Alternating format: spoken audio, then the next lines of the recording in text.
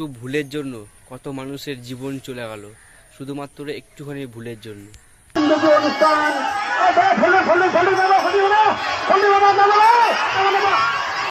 প্রথম থেকে সব ঠিকঠাকভাবেই যাচ্ছিল, বাট একটুখানি যাওয়ার পরই বিদ্যুৎ চমকে হয় আর এত বড় দুর্ঘটনা ঘটে, আর কত মানুষের জীবন চলে যায় ওইখানে। বাট কারো মা, কারো বাবা, কারো ছেলে, হ্যাঁ কতজন মানুষ ছিল, পুরো জীবন শেষ হয়ে গেল।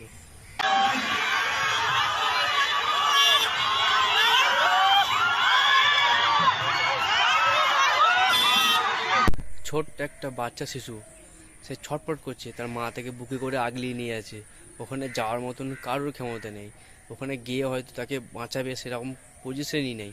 পুরো কেন না, পুরো জায়গাটা পুরো বডি হয়েছে, পুরো রথটা বডি হয়েছে, মানুষের বডি থেকে ধোঁয়া বেরোচ্ছে, আগুন বেরোচ্ছে, এতটাই সিচুয়েশন খারাপ। আর ওখানে কত মানুষ যে মারা গেছে তো সঠিকভাবে আমরাও জানি না, বাট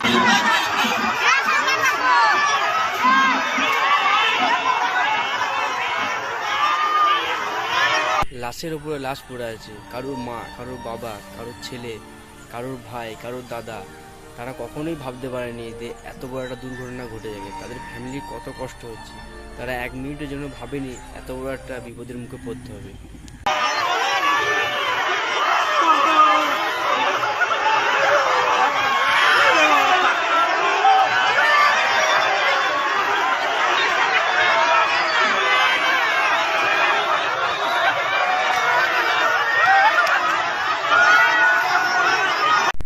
যারা একটু ভালো আছে তারা তাদের নিজের মানুষটাকে খুঁজছে, তারা কোথায় আছে, কেমন আছে।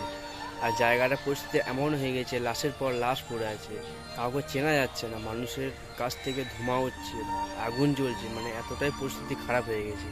তাদের কতটা কষ্ট হচ্ছে, এত বড় কষ্ট আর যেন জীবনে কার সাথে না ঘটে।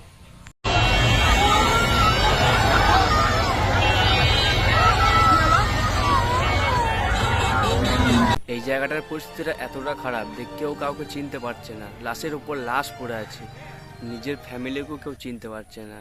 সবাই মানুষ নিজের ফ্যামিলিকে খুঁজছে, কে কোথায় আছে তাকেও খুঁজে পাচ্ছে না। সেই সময়টা একটা আনন্দ করার সময় ছিল, বাট এক মুহূর্তে এত বড় একটা দুর্ঘটনা ঘটে যাবে সেটা কেউ ভাবতে পারেনি।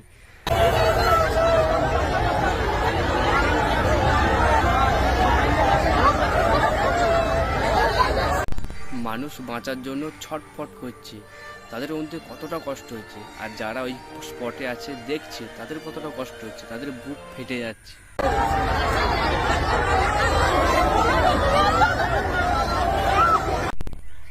যারা ভিডিওটা দেখছো তাদেরকে আমি একটাই রিকোয়েস্ট করব, ভিডিওটা অনেক পরিমাণে শেয়ার করো, যাতে এর পরে যাতে বড় কিছু দুর্ঘটনা না ঘটুক।